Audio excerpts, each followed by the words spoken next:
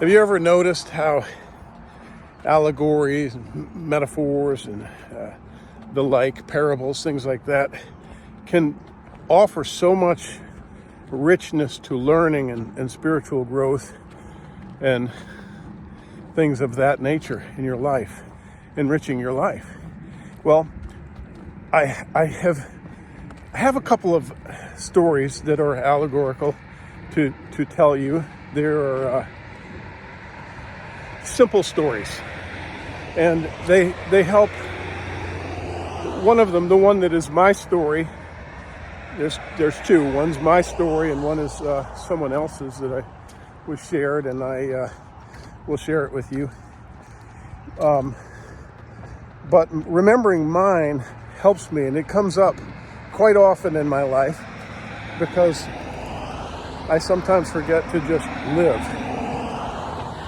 just live my life and enjoy the things that are at hand instead of waiting till another day, right? Saving my pennies for someday. I am a man of thrift. I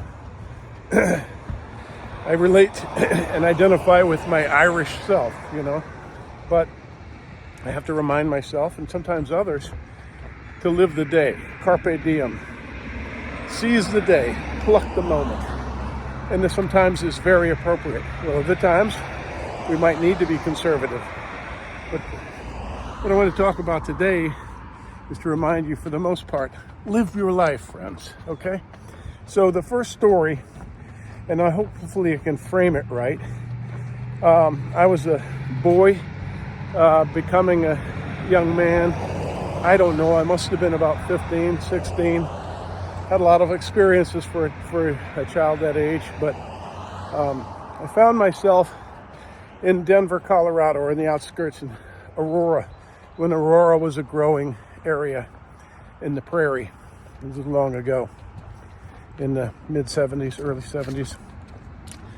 And it was a very cold, snowy day, and I was out with some other kids, roughly my age, a group of us, and we were more or less street kids, and I say street kids, I mean, we were kids that spent our time on the streets after school and in the summers, and when we ditched school, we just wandered the streets, and we looked for everything from mayhem to opportunity, entertainment. And so, one particular day, we were, as I say, looking for opportunity, and that day, with all the snow, meant pushing people out of snow drifts or snow banks where their cars had become trapped or disabled. And it's very common, as you know, in areas like that when you have a blizzard. And all day we were out there pushing people out of snow, and sometimes they would give us, a couple of dollars or $1, and we were grateful for it. But I had spent most of what I had been gifted that day, and at the game room or something, we were very cold, and we were all making our way home, and we found ourselves in a Howard Johnson's hotel.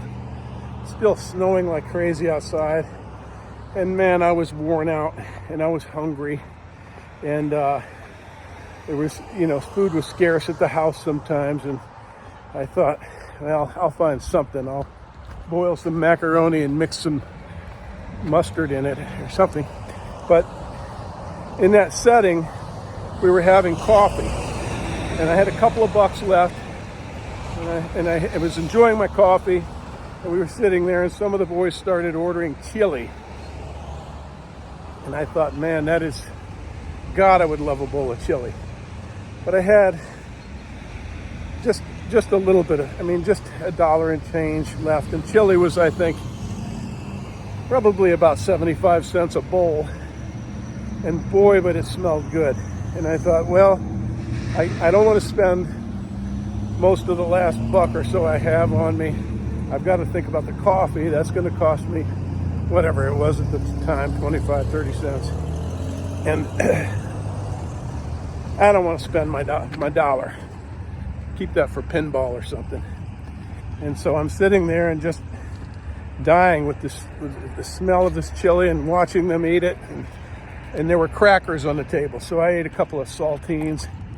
And there had been a man who joined us for one reason or another. He was, to us, an older man. He was probably in his 30s, a contractor or something. But we were just regaling each other with jokes and farces. And at the end of the experience, the man said, "You know what, I'm buying all of your food." And one or two of the guys had a sandwich, and everybody else seemed to have chili because it was a day for that. And man, that hit me. I thought, had I only ordered the chili, it would have been provided for me by this benevolent man, by the universe itself working through this benevolent man. So I missed that opportunity. And I thought to myself, well, I probably didn't think much about it then, but I remembered it. And this is how these parables come into being, is life experiences. And man, have I had, I can't tell you how many rich and profound experiences I've had in my life. It would take me a lifetime to tell you. But of them, this one really stands out because it was a teaching moment. It was a learning moment. And I say often to myself or to my wife or my kids or friends, buy the chili. Of course, they don't know what I'm talking about.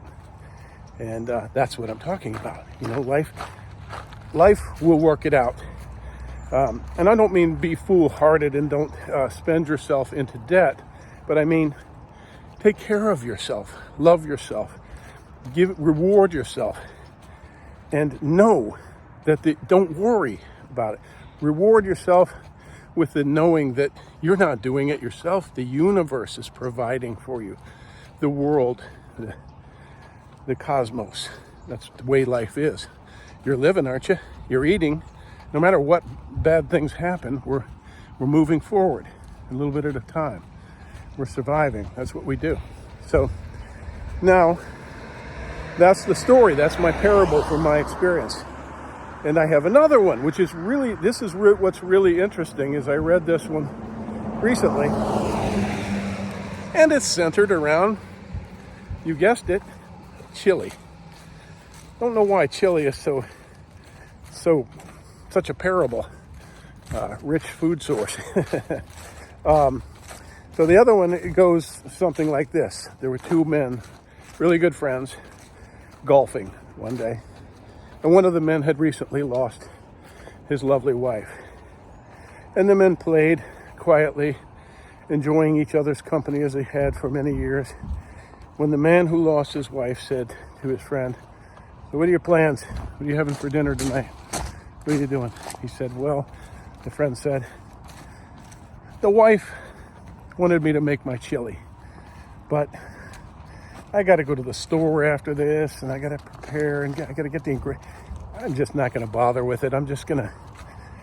We'll find something in the freezer." I don't know. So nothing, basically, nothing special. And they played a while longer. And the man, before they left, turned to his friend, the man who'd lost his wife, and said, "You should make the chili."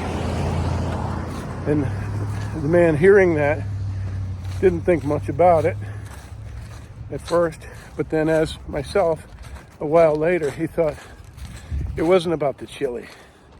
It was about loving and nurturing and giving to those who you love.